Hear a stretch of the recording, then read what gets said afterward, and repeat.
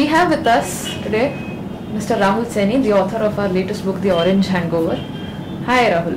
So, where did this title, The Orange Hangover, come to you from? Very curious title. Please tell us something. Is it really curious title? But I love the title though. Okay. I have always liked the color orange since I was a kid, and then later when I grew up and I started learning stuff, I learned that every color has a meaning and significance attached to it. So I got curious that what does orange signify? So it turned out that orange is the fusion of two colors, that is red and yellow. Red is the color that signifies passion and a lot of strong emotions. Yellow is what signifies peace and prosperity. And when these two colors come together, they give us orange, which essentially is the color of creativity and a lot of other values attached to it. So the basic theme of the whole book revolves around how values kind of stick to you, and how some people are able to wash it off and how some people are not able to wash those off, and that essentially is the Orange Hangover, and that's how the title came. Oh, that's really fascinating. It is, thank you. Another thing, TV shows and movie names keep coming up in your writing, we find. So, how come? I think we live in a world that's driven by the media, and I guess we all are movie buffs, aren't we? I mean, like, we are totally updated with which new film is coming, which new TV show is on the television, and we have a way of following it, and also we have a way of being influenced by all those things also, and I'm no exception, and I'm sure you would not be either. I mean, like, I can't turn on the television when True Blood's on, or I have to watch the latest Vampire Diaries episode, or even 90210, which is so looked down upon, is something that I enjoy, and I've grown up watching Friends, and so I think it's just, we love talking about the things that we like. So how can I write a story without talking about the things that I like? So that's how I think all those movie references come into the picture. It's a very natural style. Yeah, I think there's no way, it's no use expressing if you're not being natural.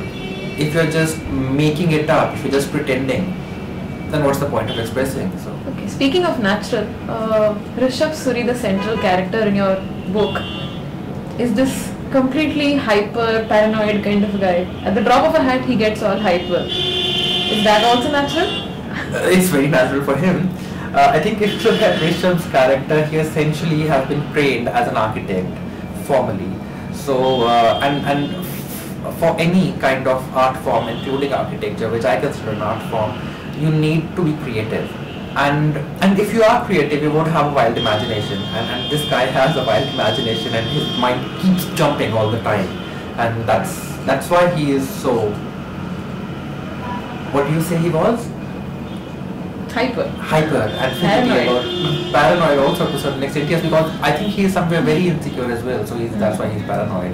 So Rishabh stands for a lot of people who at that age are hyper, or is there any message in that sense that you're putting out through this book? I don't like putting across very strong messages because like all of my readers who are young out there, I find it boring when someone starts to preach me. But I think if you talk about the essence of the book, it's about being comfortable with the choices that you've made in life, with the kind of ideas that you have. It's all about becoming comfortable with who you actually are and what you actually want to do, which would take time to discover, because self-discovery doesn't happen overnight. It is a gradual process, it's a journey.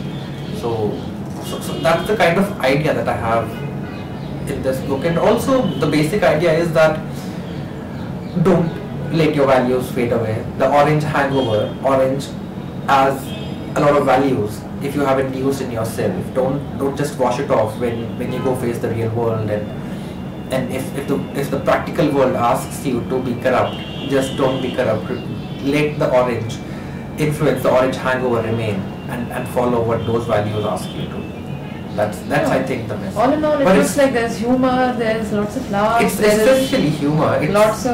There is a slight social message. At the same time, it's a very entertaining kind of book.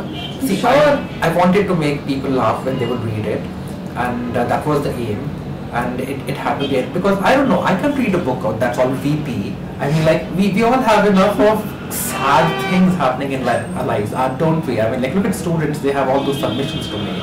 Look at all the professionals, they have all the deadlines to make, and then they need to earn the money, they need to pay the bills, and not that all of these are traumatizing in ways, but it's stiffening, isn't it? So you need to unwind and relax. True. One last question. I'm sure people will really be waiting to know this too. Is there love in the book?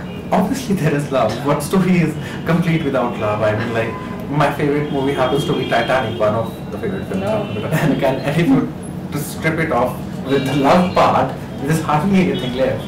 I think love is a very human emotion. It's very inherent in all of us, and it has to surface in one way or the other. There has to be a love angle, yes. There is a love angle. Great. We all look forward to reading the book. I hope you enjoy it as much as I had fun writing it. Thank you. And I tried making it interesting this time by putting in certain illustrations, I think, which have come out nice, aren't they? Yeah, the illustrations do look good. Yeah. See, I love the one with the puppy though. That's a cute one, right? See?